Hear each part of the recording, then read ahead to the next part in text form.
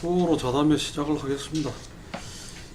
그, 며칠 전이 아마 문재인 정부 출범 100일이었던 것 같습니다. 그래서 뭐 100일 그 기자회견도 하고 이런저런 이벤트도 있었고 했는데 이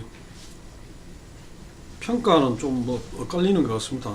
그 현재 여론조사상으로 나타나는 그 대통령 국정수행 지지도는 78% 갤럽 조사 기준으로 해가지고 역대 YS에 이어서 2위라고 합니다. 근데 이제 그리고 이제 그렇다 보니까 민주당 지지도도 50%대를 넘나드는 그 고공행진을 하고 있는데 이런 지지도가 가지고 있는 어떤 함정은 없는지 또 이런 부분들이 이 100일 이후에도 어떻게 이제 그 이어지거나 아니면 또 어떤 그 이제 문제가 발생할지 그 부분부터 좀 이야기를 해보죠.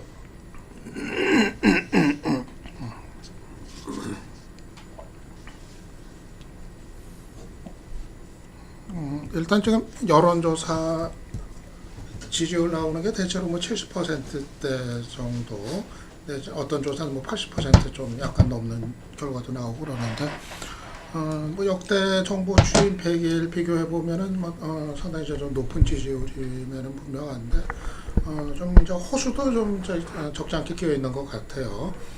지금 여론조사 응답층 그 표본에 대한 그 통계 나오는 거 보면은 지난 대선에서 문재인 후보를 찍었던 층이 지금 훨씬 많이 응답을 하는, 그러니까 찍지 않았던 층은 아예 여론조사에서 응답을 하지 않는 그런 이제 결과라는 점.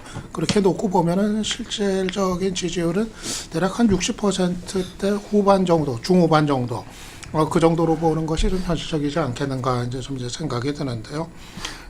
그래서 왜 이 얘기를 하냐 하면은 지금 이제 지지율은 대단히 이제 높게 나타나고 있고 거기에는 뭐 새 정부 이제 출범 초기에 뭐 기대 심리라든가 또 그 박근혜 시절에 여러 가지 적폐 청산에 대한 이제 호응 같은 거 이런 게 뭐 반영이 되어 있는 거라고 보는데 그렇다고 해서 이게 또 너무 과도한 어떤 자신감 이런 거로 갈 상황은 또 아니지 않나 하는 이제 생각이 이제 듭니다. 그러니까 좀 냉정하게 그 양 측면을 좀 균형 있게 볼 필요가 지금 시점에서 있지 않겠는가 이제 생각인데 왜 너무 이제 문재인 정부가 또는 이제 민주당이 우리끼리만 이렇게 가도 뭐 충분히 다 이렇게 뭐 높은 지지를 받고 있다. 여기에 이제 도취가 됐을 때 앞으로의 전국이나 어떤 국정의 운행이 상당히 또 이제 어려워질 수도 있다. 언제까지 지금 같지는 않을 수 있다는 점을 좀 취임 100일 지나면서 좀 생각을 해야 될 것 같습니다. 그래서 뭐 이 협치의 어떤 필요성 이거는 뭐 100대 국정과제 추진하기 위해서도 뭐 600개가 넘는 입법이 국회에서 이루어져야 되는데 이거는 어떤 협치 리더십이 발휘가 되지 않으면은 뭐 이제 안 되는 것이고 그리고 뭐 뒤에서 얘기할 게가 있을지 모르겠습니다만은 지금 뭐 여러 가지 그 이명박 정부 박근혜 정부 시절에 여러 가지 적폐에 대한 여러 가지 조사 이제 또 수사 이런 것도 계속되고 있는데 이 적폐 청산의 부분, 그러니까 인적 청산의 부분을 또 어디까지 이제 갖고 가야 될 건가 하는 거에 대한 좀 더 이제 그 균형 있는 판단. 왜냐하면은 지금 이제 중요한 게 인적인 청산이라기보다는 결국은 이거를 어떻게 이제 제도를 개혁해내느냐 이리로 이제 모아져야지 너무 이제 무한정 국민들은 대체로 지금 그 인적인 청산은 그동안 좀 어느 정도 좀 해오지 않았는가 하는 이런 또 생각을 갖고 있는 층이 또 상당히 또 많은 편이기 때문에 너무 이제 그 부분이 반복적으로 장기화됐을 때 또 피로증을 낳을 수도 있고 그래서 그거는 좀 선별적으로 좀 최소화를 하면서 그러면서 제도 개혁의 국면으로 넘어갈 필요가 있지 않나 그런 생각을 해봅니다. 지지율이 높다. 뭐 문재인 대통령이 전체 이 투표율을 고려해서 국민의 32% 지지, 전 국민의 투표 참석 안 한 사람까지 받고 됐는데요. 지금 뭐 70%다 80%다 하는데 이 지지율에 대해서 보수 성향을 가지고 있는 국민의 대다수는 믿지 않고 사실은 의문을 가지고 있고요.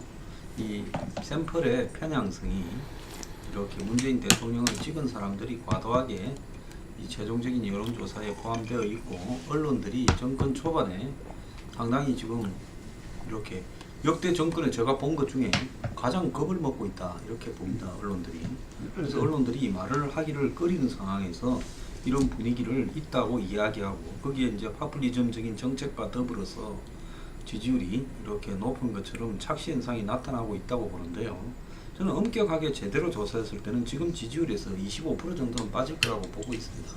그렇기 때문에 지지율을 가지고 이렇게 지지율이 높으니까 흔히 뭐 방송에 나가도 평론가들이 지지율이 높으니까 뭐든지 할 수 있다 이렇게 이야기하고 급기야 대통령 입에서 직접 민주주의 이야기까지 나왔다라고 보는데 이것은 이 지금 정권을 걸어가는 핵심들이 일종의 자기 체면에 빠져 있거나 환상에 빠져 있어서 제가 볼 때 6개월 안에 이 지지율은 다시 정상적인 이전 대통령 수준으로 떨어질 거라고 보고 있습니다. 그렇기 때문에 이런 식으로 정권을 운영해 가는 것은요, 이 정권에도 좋지 않고 나라에도 좋지 않고 나중에 한번 무너지면 걷잡을 수 없는 상황이 될 수 있다. 박근혜 정권 때 뭐라 했습니까? 자기들은 40%가 바닥이다. 절대로 그 밑으로 안 내려간다고 3년 차까지 거짓을 했댔어요. 제가 TV 나가서 그랬습니다. 바닥이 어디 있냐? 지하 1층 밑에는 지하 10층이 있다. 얼마나 더 떨어질지 모르는데 어떻게 대통령이 근본적인 개혁을 하지 않고 지지율 관리로 이렇게 몰고 가고 있냐. 참모들부터 대통령까지 잘못됐다고 제가 이야기를 했어요. 엄청 듣기 싫어해가 방송 쫓아내고 왔디다. 근데 결국은 한번 보세요. 4%까지 떨어졌어요. 그렇기 때문에 이 지지율을 좋아하다가는 지지율로 망한다. 거기에 모든 힘과 근위를 갖다가 다 부여하고 그래가지고 마치 이 정권이 뭔 일을 해도 괜찮은 것처럼 이렇게 오만하게 하는 것은요, 쇼는 언젠가는 끝이 난다. 저는 그렇게 생각합니다. 지지율 높은 배경 몇 가지가 섞여 있다라고 볼 수 있겠습니다. 가장 직접적으로는 이전에 박근혜 대통령 시기하고 비교해서 확실히 대비가 되기 때문에 그게 긍정적인 효과가 있을 거고요. 그런데 그 부분 관련해서는 앞으로 아마 문재인 정부에 대한 평가에 있어서 이제는 박근혜하고 대비시켜서 비교의 대상으로 삼아서는 좀 안 될 거다라는 생각을 하고 있습니다. 아시다시피 4.4%까지 지가 내려갔고 탄핵을 당했고 구속돼 있는 전 대통령하고 지금 대통령 비교해서 괜찮다. 이것은 좀 적절하지 않은 것 같은데요. 어쨌든 박근혜 전 정부하고 대비가 되면서 지지가 상승되는 측면이 하나 있고, 높게 나온 게 하나 있고, 또 하나는 문재인 정부에 대해서 우려했던 부분이 초반에 나타나지 않았단 말이죠. 가장 우려했던 것이 흔히 비판 쪽에서는 패권주의라고 얘기했고, 내막을 보자면은 자기들끼리만 폐쇄적인 그런 인적 구성을 중시하는 국정 운영, 이런 것이 초반에는 보이지 않았어요. 당장 한두 사람 총리로부터 임명하는 거라든가 또 여러 가지 연설 등에서 던지는 메시지 등이 상당히 통합적인 그런 걸 좀 보였습니다. 이런 것이 저는 긍정적으로 작용을 하면서 나왔다. 실제로 그런 태도라든가 그런 이미지 정도였고요. 가시화된 것은 인사 문제였었는데 인사 문제 중반에 가면서부터는 논란을 만들기 시작했죠. 그건 남아있는 상황이고, 정책적인 문제는 아직 결과가 나오지 않았습니다. 정책적인 문제는 주로 초반에는 베푸는 쪽이었기 때문에 그것이 구체적으로 시행했을 때 나오는 부작용보다는 그 좋은 효과, 달리 얘기하면 파퓰리즘 비슷하게 볼 수도 있겠죠. 당장 기대하는 효과들에 대해서 긍정적인 메시지를 던지는 정책들이 계속 나왔죠. 일자리 문제라든가 비정규직 문제, 환경을 중심으로 한 탈원전 문제 계속 이렇게 나왔기 때문에 긍정적인 문제를 던졌는데, 저는 이게 지금 100일을 지나면서부터는 그런 모든 장점들이 대부분 좀 사라지게 될 거다라는 생각을 하고 있습니다. 그 전에 국정 지지도 관련해 가지고는 황 소장도 조금 거품이 껴있더라고 지적을 했었는데, 우선 객관적으로 거품이 껴있는 것은 맞습니다. 하나는 뭐냐면은 응답자들의 이전에 누구를 찍었냐라고 물어보면은 60%대가 나오고 있거든요.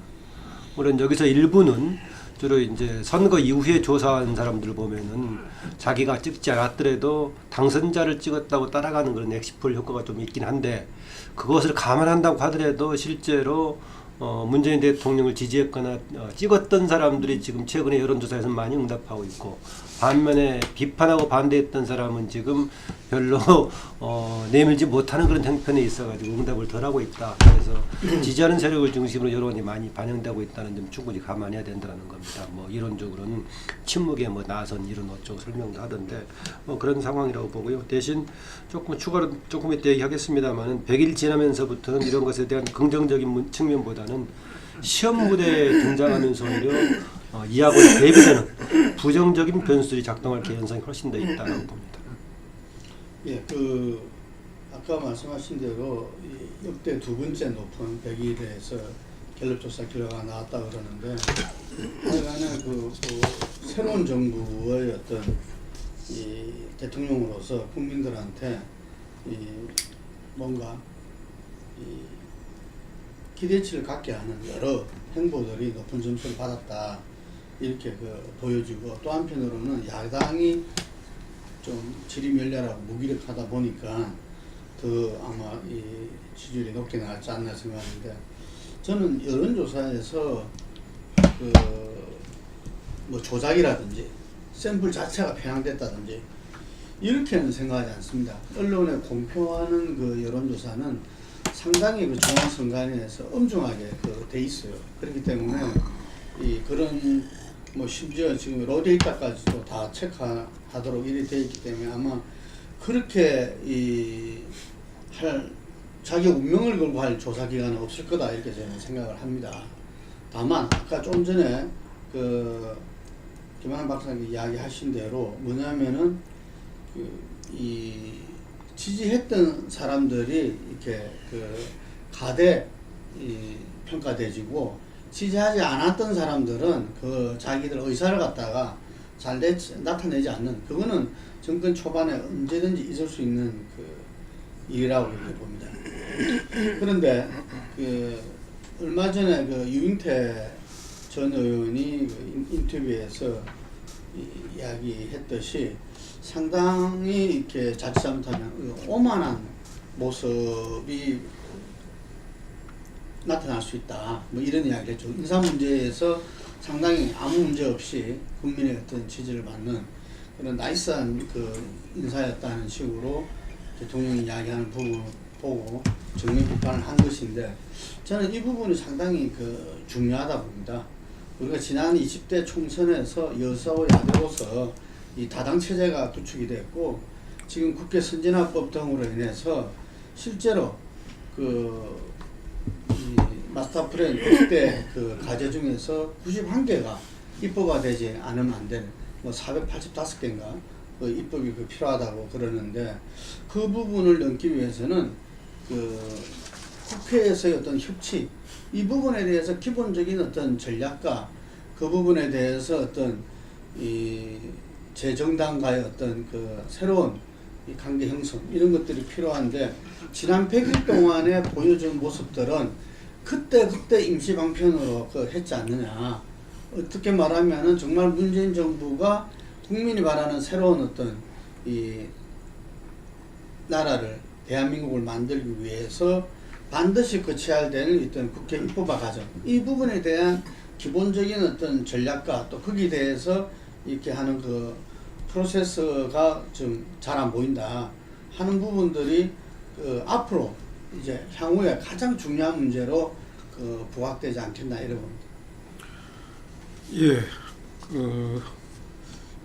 국정 지지도가 높게 나오지만은 그 부분이 조금 좀 이렇게 짚어볼 대목이 있다, 이런 말씀들을 주셨고, 또 앞으로 국정 운영에 있어서도 지나치게 이렇게 높은 지지도를 이렇게 과신해가지고 오버할 경우에는 문제가 드러날 수 있다, 이런 지적도 있었던 것 같습니다. 당장 이제 정기국회가 눈앞에 다가와갖고 지금 8월 임시국회가 진행 중인데 각종 이제 사회정책, 아까 말씀대로 좀 베풀어 주는 정책들에 대해서는 상당히 국민들의 호응이나 그거는 좋은 것 같은데, 구체적으로 이 부분에 대한 재원 대책, 그 다음에 앞으로 이제 그게 어떤 그런 정책들을 실시함으로써 생길 수 있는 여러 가지 좀 부작용이나 문제점, 이런 것들이 또 있을 수 있기 때문에 이 부분에 대해서는 상당히 이제 좀 여야 관계에서도 그렇고 정책 시행 과정에서 좀 갈등이나 문제점들이 드러날 수 있을 것 같습니다. 문재인 케어 같은 것도 그렇고, 지금 이 최저임금 인상, 또 그거에 대한 정부 차원의 보조, 비정규직 문제, 그 다음에 아동 노인 연금 인상, 연금인가요? 인상하는 문제 등등이 있습니다만은, 하나하나가 다 재원이 소요되는 문제들이고 그 부분에 대해서 과연 이게 정밀한 어떤 재원 대책을 수반하면서 이게 되고 있는가 이런 데 대한 좀 우려도 있는 것 같습니다. 이 부분에 대해서 좀 말씀을 주시죠. 이제 그런 문제들이 사전에 조금 이렇게 합리적인 조정이라든가 대안 같은 것이 좀 작동하면은 더 나을 것 같기도 한데 그렇습니다. 그래서 문재인 대통령과 지금 문재인 정부에서 하는 것에 대해서 거의 이의를 좀 제기하지 못하는 그런 언론에 좀 풍토가 있는 것 같습니다. 이전에 박근혜 정부 시기 때는 박근혜 개인의 레이저 눈빛을 비롯하면 개인에 의존하는 것 때문에 그랬었는데 현재는 집권 여당 주변을 둘러싼 쪽 분위기가 전체를 그런 쪽으로 만들고 있어서 비판적인 조금 의견이라든가 제안들이 들어갈 여지가 좀 훨씬 더 이전보다는 없다. 여론의 다양성이 좀 다양히 형성되기 어렵다는 점은 이후에 좀 걱정이 됩니다. 아까 좀 빠뜨려서 하나 더 말씀드리겠는데요. 그것도 문재인 정부가 긍정적인 효과를 만드는데 초반에는 이미지 메이킹에 적극적으로 노력했던 홍보 전략도 굉장히 긍정적인 역할을 했다고 봅니다. 그것을 부정적으로 초반부터 봤을 때는 이른바 소통이 아니고 쇼통이라고 지적도 하긴 했었는데요. 만약에 쇼통으로 보려고 하면 다 볼 수 있겠죠. 조국 수석이 바로 들어가지 않고 줄 서서 기다려서 갔다느니 한다고 하면서 줄 서서 기다렸다고 사진까지 찍어서 보내는 것은 더 쇼 아니겠어요? 그냥 조용히 가는 게 훨씬 낫지 이런 식이었는데 그게 이후에 지금은 제가 앞서 말씀드렸던 100일 기간 동안은 구체적인 정책이 아니라 대통령 스스로의 행보가 만드는 시기였다면은 내용이 따르지 않는 상태에서 그것만 가져갈 수 있을까라고 보자면은 저는 그것도 이후에 오히려 긍정적인 요인보다는 좀 어려움을 겪게 될 거다라는 거고요. 특히나 100일 바로 지난 다음 날인가요? 국민 보고대 하면서 김정숙 여사 내세워서 막 하고 했던 거 본 그 국면에서부터는 저는 이제 특히 그동안의 이미지 메이킹에 긍정적으로 사람들이 평가했던 것이 부정적으로 해도 너무한다라는 식으로 조금 과유불급 단계로 넘어가겠다고 좀 보게 되겠고요. 아까 베푸는 정책 관련해서는 그렇습니다. 이명식 우리 주간이 과거에 근무한 적도 있었던 인천공항공사 관련 첫 번째 베푸는 정책이었었는데요. 제가 알기로 아직 답을 못 내고 있다고 합니다. 그 공항공사의 비정규직 정기축하 방법이 결국은 자회사 만들어서 하는 방식으로 지금 되게 이제 수렴이 되고 있다고 하는데 자회사 만들었을 때 그러면은 이전보다는 조금 나을지 모르겠지만 우리가 일반적으로 기대했던 정기축하로 가는 것인가 등 본다면은 첫 번째 지금 베푸는 정책으로 갔던 것도 시범 케이스로 했던 영역에서도 지금 방향을 못 잡고 있어서 어려움이 예상되고요. 그 다음에 아까 재원 문제라고 했지만은 결국 재원하고 관련되어 있기도 하는데 던져졌던 정책들이 지금 여야 간의 논의에서 순조롭게 갈 만한 것이 좀 아무것도 없단 말이죠. 아까 얘기했던 의료보험 관련, 건강보험 관련도 문재인 케어라고 얘기하는 부분도 계속 재원 문제 논란이 될 것 같고 원전 관련 문제도 계속 논의가 되고 있단 말이죠. 지난번에 또 추경을 통해서 어쩔 수 없이 야당이 협조할 수밖에 없었던 일자리 관련 정부의 문제도 문재인 대통령이 몇 년 뒤부터는 정부에 추가 돈이 들어가지 않고 자체적으로 지금 해결이 가능하기 때문에 한 임기 정도 때까지만 돈이 들어가고 안 들어간다 이런 식으로 얘기했었는데 그걸 보자면은 모든 정책들이 계속 논란이 되고 있어서 저는 과연 이번 시기에 어떻게 될 것인가라는 게 있고요. 그리고 또 하나 이번 첫 번째 얼마 안 있으면 바로 이제 정기국회가 시작이 됩니다만은 정기국회 전반기 때 국정감사 바로 시작이 되는 거 아니겠습니까? 국정감사 지난해 했던 모습하고 올해 대비가 된다면은 국정감사라는 것이 야당의 무대가 되는 것이기 때문에 이 부분에서 지금 문재인 정부 초기에 또 한 번 어떻게 새로운 집권 세력으로서의 면모를 보여줄 것인가 저는 중요한 시험 무대가 될 거다라고 봅니다. 저는 그 국민건강보험 설립위원이에요. 그래서 의료보험 만드는 과정에 관여를 했던 사람인데 이 의사들하고도 대화를 많이 해봤습니다. 근데 이 문재인 케어에서요 30조 6천억으로 해결되는 게 아니라 가격이 늘어가면 수요가 증폭되는 게 자본주의 사회의 시장 논리지 않습니까? 그래서 초음파나 MRI 같은 이런 부분에서 비롯해서 의사의 요구에 의해서 환자의 요구에 의해서 엄청난 폭발적 수요가 늘어날 거라는 거죠. 30조 6천억은 현재의 가격 수준으로 수요를 생각해서 이야기를 한 부분입니다. 그래서 6인 병실에서 이제 2인 병실까지도 지원해 준다면 그 수요도 어마어마하게 늘어나겠죠. 그래서 적어도 3배 이상은 나올 거다라는 이야기가 있어서 의료보험이 현 수준에서 40~50%는 올라갈 것이다라는 지적이 지금 나오고 있고요. 궁극적으로 노무현 정권 때 생각했던 서민들은 영국식의 내셔널 헬스케어로 모으고 여기에 이제 병원이 이제 예약을 잡으려면 엄청 밀릴 거라는 거죠. 그러면 여기에 이제 밀려서 가지 못하는 부분에는 고급 이 부자들은 따로 10%의 사적 영리 의료 시장으로 하는 것이 노무현 정권 때 계획이었다라고. 영리 의료는 이 노무현 정권에서 시작이 됐지요. 그 이후에 이명박 박근혜 정권이 받으려고 했지만은요.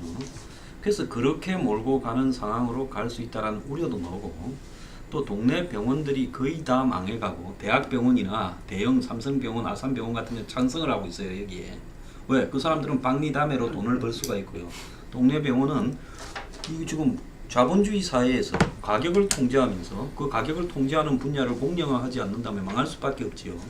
그래서 이런 부분에 대한 우려들이, 의료 공급 체계에 대한 우려들이 나오고 있고, 탈원전 문제는 제가 이명박 정권 때 UA 원전 수주에 문제가 있다고 폭로한 장본인인데, 지금 이 탈원전은 갈 수 있다고 봅니다. 저는 그 부분 자체를 부인해서는 안 된다고, 언젠가는 그렇게 가야 된다고 보고요. 다만 지금 재생에너지 20%라는 건 그건 환상에 불과한 이야기다. 한국적 현실에서. 그건 절대 그렇게 안 됩니다. 차라리 LNG로 다 때우겠다고 이야기하는 게 맞고요.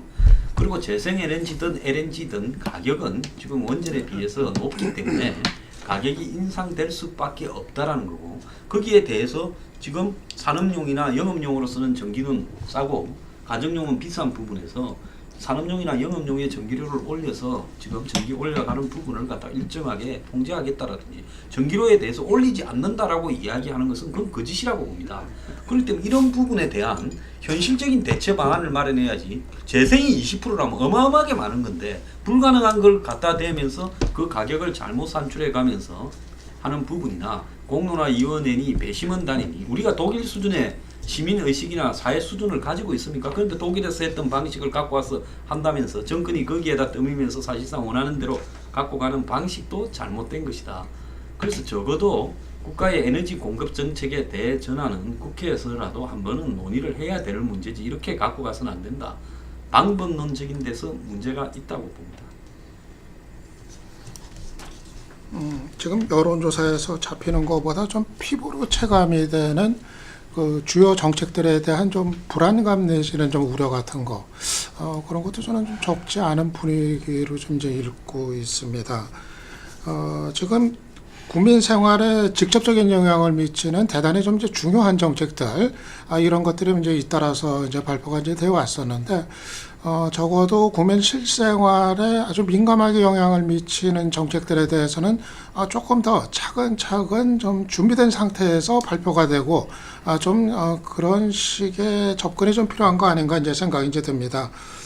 대표적인 게 이제 뭐 탈원전 정책이라든가 또 문재인 케어, 요즘은 또 지금 이제 그 대입제도 문제, 이 수능, 뭐 이제 절대평가 문제가 또 이제 논란거리가 찬반 논란이 뜨겁고, 그리고 이제 부동산 대책 같은 경우도 조금 더 그 사후에 대한 여러 가지 좀 장치들, 좀 선의의 피해자들을 좀 막기 위한 좀 대책 같은 게 미리 좀 포함이 돼서 이게 나오질 않고, 워낙 좀 이제 시간이 쫓기다시피 이렇게 하다 보니까 그 부분들이 이제 사후에 이제 하나씩 이제 또 마련이 되는 이런 과정이 뭐 되고 있는데, 원전 정책 같은 경우도 사실은 뭐 여러 가지 그 우려에 대해서 사전에 좀 준비된 상태에서 국민들을 이해시키는 그 설명들, 이런 게 같이 나왔더라면 좀 분위기가 다를 수도 있지 않았을까 생각도 들고, 문재인 케어 같은 경우도 여전히 뭐 문제 없다고 얘기는 하고 있습니다만은 현실적으로 그것이 과연 상식적인 수준에서 가능한 것인지 여전히 지금 뭐 질문들이 뭐 나오고 있는 상태인데,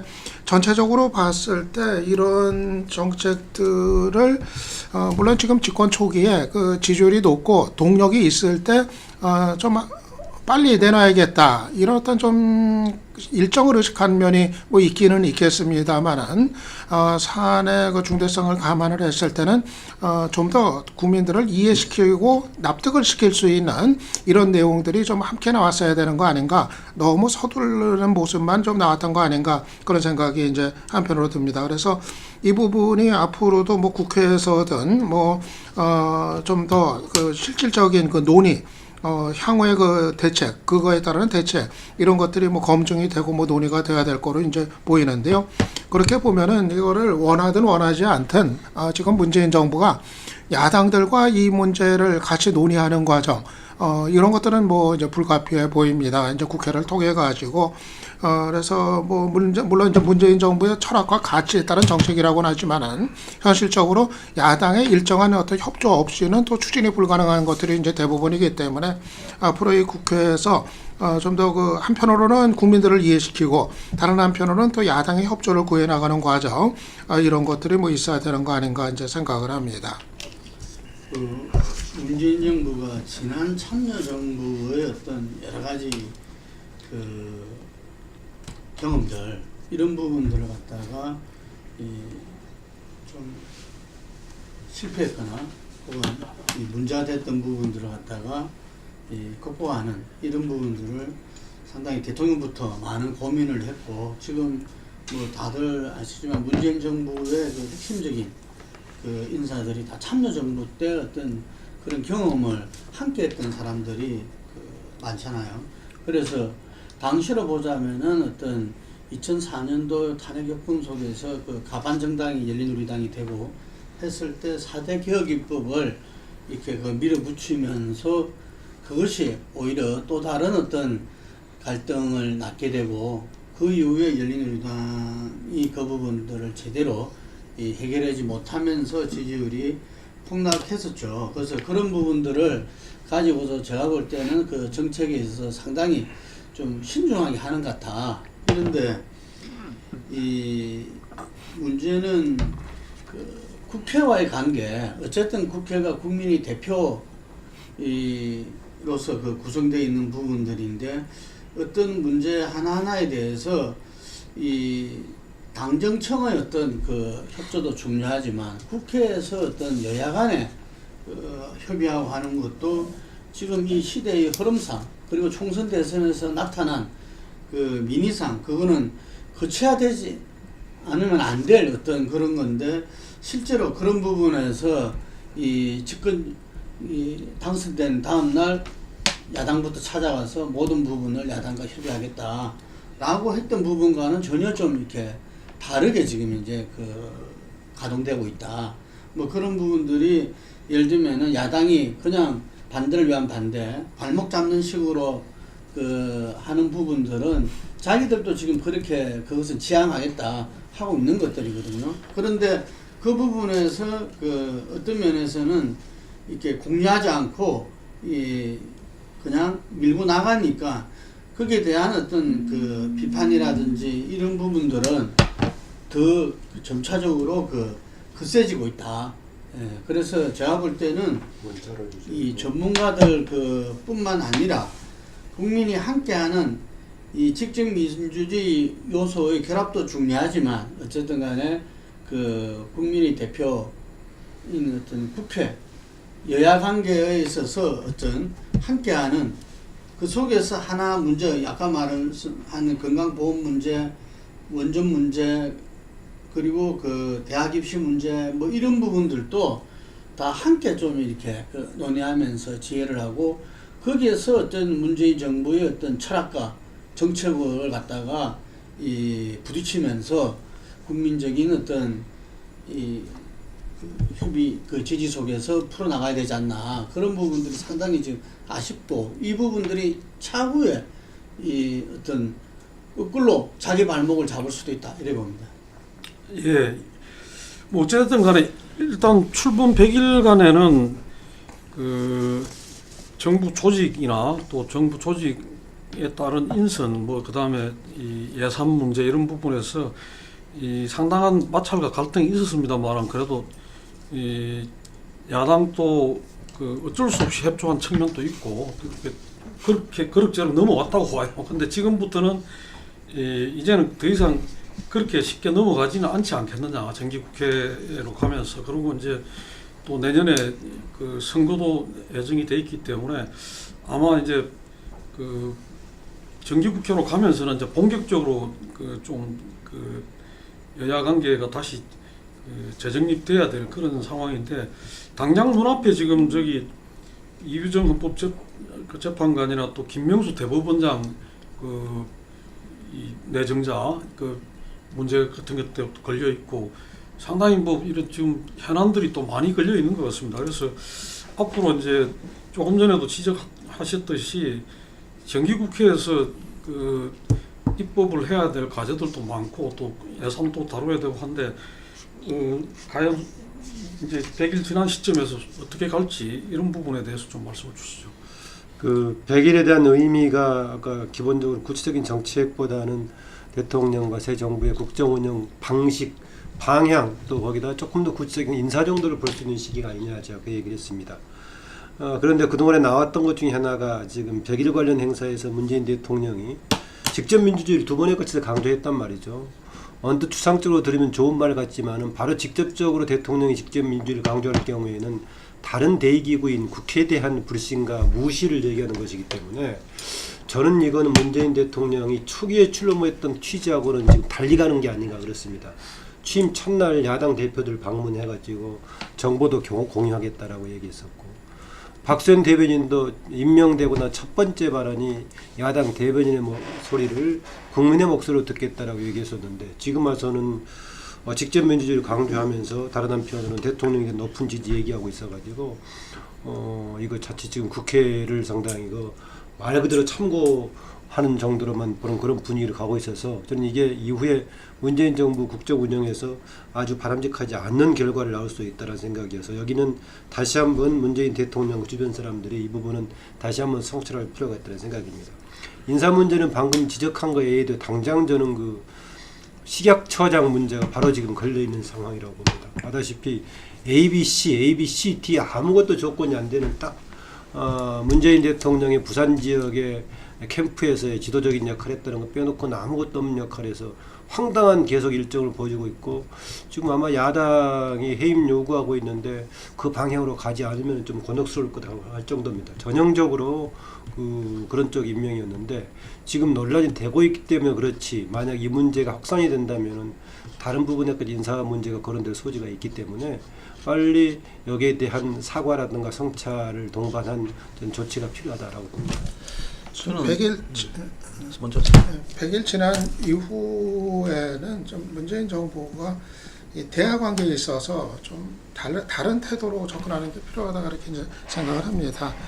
지금까지 100일 동안 이제 보면은 처음에는 말씀하신 대로 이제 처음에는 안 그랬었는데 결국은 이제 우리끼리 가도 충분히 해낼 수 있다. 우리끼리 가겠다. 이런 신호가 좀 대단히 이제 좀 강하게 나온 거 이제 생각이 되거든요.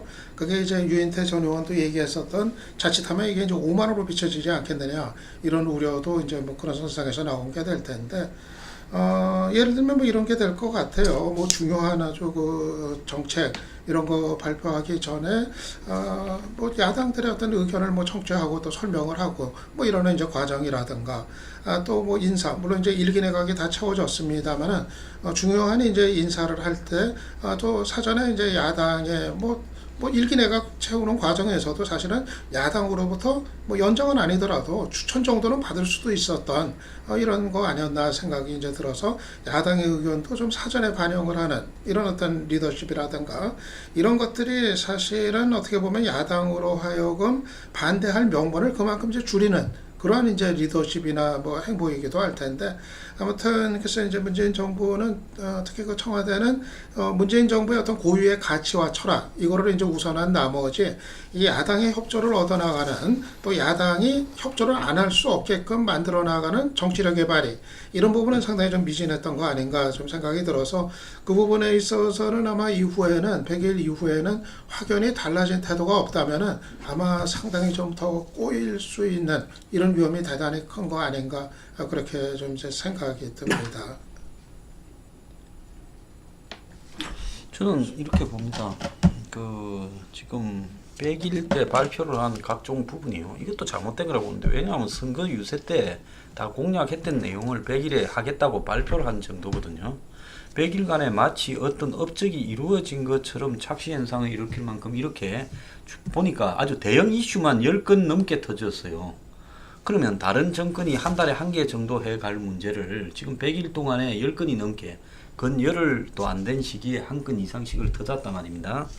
이런 식으로 갖고 가는 부분에서 저는 지금 이 타겟민과 유영진이 지금 청와대에 한마디로 오만과 독선을 보여주고 있다고 봅니다. 지금 청와대에요. 이 뭡니까 이 저기 비서관 한 명이 자리가 비어 있어요. 행사기획비서관이 공석이에요. 유일하게. 타겟민이 행사기획비서관으로 간다고 발표가 났다가 이 수석행정관으로 갔는데 이게 의전비서관 산하 선임행정관. 예, 그러니까 선임행정관 의전비서관 산하예요. 그래서 타겟민이 거기에 가려다가 못 가고 의전비서관 밑으로 빼가지고 붙여놓고 사실 의전하고 행사하고는 다르죠. 그래놓고는 그 행사기획비서관을 지금 청와대의 비서관 중에서 유일하게 이렇게 비워놓고 있는 상황입니다. 이렇게 단 한 명에게 국가가 의존을 해서 마치 나치 때 무슨 괴벨스도 아니고 이런 식으로 대중선동을 하면서 직접 민주주의를 대통령이 이야기하는 부분이 나중에 그 파장이 어떻게 될 건가를 한번 생각을 해보고 있는 것인가 우려스럽고요. 그 다음에 유영진이 같은 경우에는 부산에서 약국 여러 개 하던 사람이에요. 문 대통령 주변에 유독 약사 출신들에 가까운 지인들이 많은데 이것도 좀 저는 문제가 좀 있다고 봅니다. 어쨌거나 뭐 약사를 하든 지게꾼을 하든 능력이라도 있으면 되는데 지금 보이는 태도도 문제가 있고 저렇게 총리를 갖다가 빈정거리고 국회에 나가서 썩소를 날리고 이렇게 함에도 불구하고 저자를 자르지 않고 두고 있다라는 것 자체가요.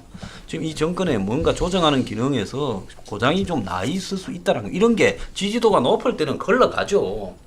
그런데 어느 순간에 이게 이런 것들이 다 모여서 한 방에 터져버릴 수가 있고 댓글에 보면 인이 밀어주자고 이야기하는 문바들조차도 유영진이는 왜 빨리 안 자르냐고 난리를 치고 있어요. 자, 이거 뭔가 누군가가 이야기할 수 있는 사람이 없다라는 거 의미하지 않겠습니까? 이런 식으로 가게 되면요. 과거에 광우병 때 쌩 난리를 치던 거하고 지금 이번에 이 닭 살충제, 계란 살충제하고 뭐가 다릅니까? 이렇게 하면 안 되죠.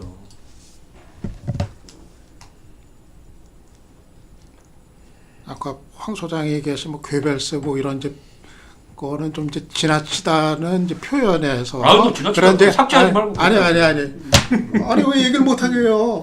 그런 얘기를 이제 하고는 싶은데 근데 또 그 말하는 이제 내용 자체는 또 이거는 뭐 사실 뭐 이제 정파적인 거를 뭐 그런 거를 떠나 가지고 또 뭐 되게 또 같이 또 생각을 할 수 있는 거니까 그래서 굳이 얘기를 안 한다는 얘기를 하려고 하는데 뭘 또 그렇게 발끈하세요. 아니 그러니까 얘기를 못 하게 해요. 왜? 아, 요즘 이야기를 못하는 것 같아서 내가 트라우마가 좀 있을 거야. 100일 기자의 거는 뭐 각본 없는 어떤 그 나이에서 상당히 국민들한테 신선하게 다가왔다는데 실제 내용은 이제 이렇게 좀 평이한 질문과 응답이 있었다 이런 이야기가 있지만 어쨌든 뭐 그 전체적으로 봤을 때는 나쁘지 않았다 이렇게 보는데 그 다음에 이루어진 국민보고대에 대해서 상당히 말이 맞는 것 같아요. 이게 그 아까 소통을 야당에서 지금 쇼통이다 이렇게 이제 이야기를 하는데 국민보고대를 갖다가 전 방송 매체가 생중계를 하고 했는데 그 부분들이 뒤에 뭐 이렇게 예능의 어떤 모습들 같이 연출되시고 이러면서 실제로 많은 부분들이 이런 그 이미지 전략상 이루어진 것 아닌가 이런 문제 제기도 있을 만큼 좀 그런 평가를 받고 있는데 저는 이 대목에서 상당히 지금 우리 언론이 이명박 박근혜 정부 시절에 또 한편으로 정권의 어떤 억압과 조정에 이렇게 휘둘렸다면은 지금 또 그와 다르게 어떤 면에서는 그 예를 들면 종편 재심이라든지 그 공영방송의 어떤 이 재정립 문제라든지 뭐 당장에 뭐 이 몇몇 매체는 사장의 어떤 거취 문제라든지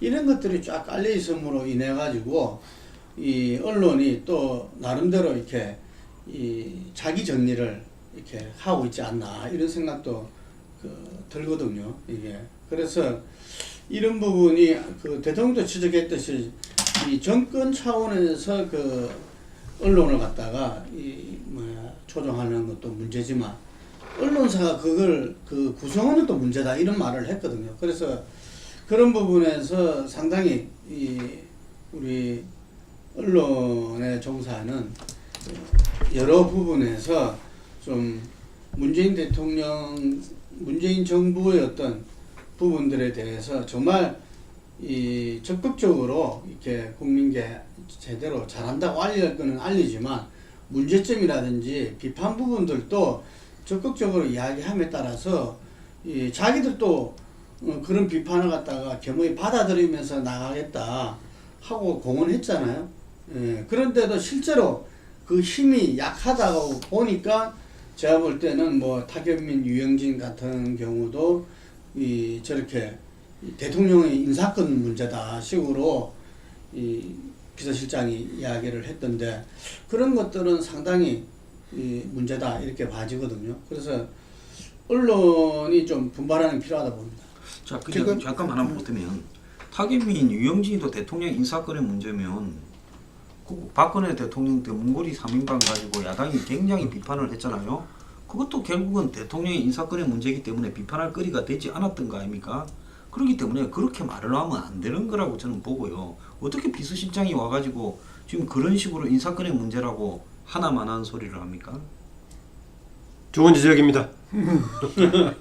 지금 얘기한 그 보고대회에 관한 여론은 좀 이제까지하고는 조금 다른 것 같더라고요. 그러니까는 특별히 뭐 보수층을 중심으로 해서 비판 그쪽을만 있던 게 아니라 이번 그 보고대회 그날 그 장면에 대해서는 보수 진보 양쪽으로부터 다 비판이 좀 많았던 좀 그런 이제 특징이 있었던 것 같아요. 그러니까는 뭔가 좀 진보층은 진보층대로 뭐 좀 자신들이 원하는데 이루어지지 못하고 있는 거에 대한 목소리 그런 게 나오지는 않고 이제 이미지 연출로 이렇게 가는 거에 대한 어떤 실망, 비판 이런 것도 나오고 그랬던 것 같은데 저는 그게 아까 그 김동구 대표도 조금 얘기했지만은 과거 박근혜 정부 시절에 완전한 한쪽으로의 쏠림 이게 바로 잡히는 과정에서 또 다른 쪽으로 또 쏠림 현상 같은 거 이게 지금 일단 그 집권 초기에 좀 나타나고 있는 거 아닌가 생각이 들거든요. 그날 이제 보고대회를 거의 다 모든 채널이 다 이제 생중계를 했는데 종편 보도 채널 지상파 그 내용을 보면은 사실은 상식적으로 도저히 그럴 내용은 이제 아니었단 말이에요. 정말 뭐 한 두어 군데 정도 이제 생중계했으면 될 뭐 국민적인 관심사가 있는 내용도 뭐 전혀 없었고 일종의 그 청와대의 자축연 비슷한 취임 100일을 만난 그런 거를 왜 그렇게 전례 없이 동시에 이것도 일요일 날 8시라는 황금 시간대에 그렇게 이제 했을까? 저는 이거는 이제 청와대 설명은 청와대는 관여하지 않았다. 방송사들이 알아서 한 거였다. 얘기합니다만은 만약 청와대가 진짜로 관여 안 했다면은 이거는 또 방송사들의 문제 아니었겠는가? 과거 보면 그랬던 것 같아요. 이명박 대통령 시절도 그렇고 노무현 대통령 시절도 그런 국민과의 대화, 방송을 하는 이런 게 있었단 말입니다. 근데 그때 보면은 제 지금 기억에 남아있는 거는 할 때마다 진통들이 있었어요. 방송사하고 그 진보 정권 때든 보수 정권 때든 청와대하고 방송사 간의 그 갈등, 서로 그 내용을 청와대는 홍보를 원하고 방송사는 토론을 원하고 그 과정에서 갈등이 생기고 노무현 정부 때는 그래서 한 차례 하려면 쓰시던 이야기를 그대로 또 그거 그거 안 읽은 사람을 위해서 그게 이제 깨지기도 하고 뭐 이제 그랬었는데 사실은 방송사들이 이제 언론사면은 좀 그런 긍정적인 긴장 관계 이런 건 좀 필요하다고 이제 생각이 되거든요. 그래서 뭔가 또 이제 초기에 지금 분위기가 너무 이렇게 한쪽으로 쏠리는 거 너도 나도 이거 역시도 사실은 길게 보면은 뭐 저 결코 바람직한 일은 아니다 하는 생각은 좀 들었습니다. 100일 기자회견하고 보고대회 관련 얘기 조금 제가 첨언하면은요. 보고대회는 원래 하기로 예정을 했으니까 한다면 저는 방송사들은 스케치 정도 하는 게 마땅했다라고 봅니다. 바로 그 조금 전에 100일 기자회견을 또 길게 했지 않습니까? 그런데 그걸 계속 또 그렇게 정말 골든타임에 그렇게 하는 것은 좀 황당한 일이었다고 보고요.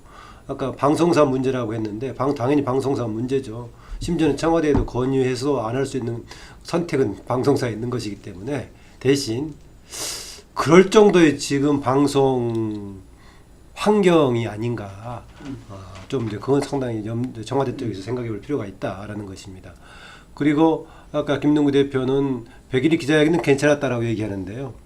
저는 그 문재인 대통령 근래 행보에서 유일하게 감동이 없는 첫 번째 보여줬던 그 핵이었다고 봅니다. 아무 새로운 내용도 없었고 새로운 정보도 없었고 그래서 저는 오히려 그 책임은 더 기자한테도 크지 않았나 생각하는데 이미 뻔히 아는 내용만 주고받았었지 그 문제를 풀기 위한 2단계 질문의 자리가 전혀 안 됐어요. 그래서 저는 100일 기자회견이 굉장히 중요한 의미가 있었는데 문재인 대통령이 그동안에 줬던 메시지 중에서 가장 내용도 없었고 가장 감동도 없었던 그런 행사가 아니었나 저는 그렇게 봤습니다. 30초만 할게요. 아니 대통령이 그 할 때 제일 베리기 시작한 게 꽃길만 걷게 해준다고 하는 그 가수 노래가 저는 그 딱 하는 순간에 이건 망했다 생각했는데요. 아니 지금 안 보니 경쟁이 다 어렵지요. 그래서 대통령이 국민을 보고 서친처럼 피와 땀과 눈물과 노고만 요구할 뿐이다라고 해도 시원찮은데 꽃길만 걷게 해준다는데 어떻게 꽃길만 걷게 할 수 있습니까? 근데 진짜 살충제 말 안 나오고 뭐 안보 문제에 대한 이런 이야기도 안 나오고 이러면서 하나만한 이야기를 갖고 한 프라임 시간대에 그걸 했을 때 시청률이 5개 방송사 다 합쳐서 12.8%인가 났다는 거 아니에요. 그 시간에 했던 연속극 드라마가 36.8% 났대요. 그러니 말 된 거 아닙니까? 예, 그러니까 100일 평가에서 이 기자회견이나 보고대 이런 부분들이 조금 뭐랄까 이 내용이 충실하지 못하고 약간 좀 이벤트성의 흐름으로 해가지고 좀 오히려 어떻게 보면 좀 가유불급이다 이런 지적들이 많았던 것 같고 이 그동안의 어떤 그런 그 문재인 정부가 보여줬던 어떤 그런 이벤트성이라 하더라도 뭔가 국민들한테 감동을 주던 그런 데 비해 가지고는 좀 오히려 이렇게 100일을 맞아 가지고 대국민 어떤 그런 보고를 한다 내지는 뭐 국민들한테 앞으로 방향을 알린다 이런 취지에는 미치지 못했다 이런 지적들이 많았던 것 같습니다.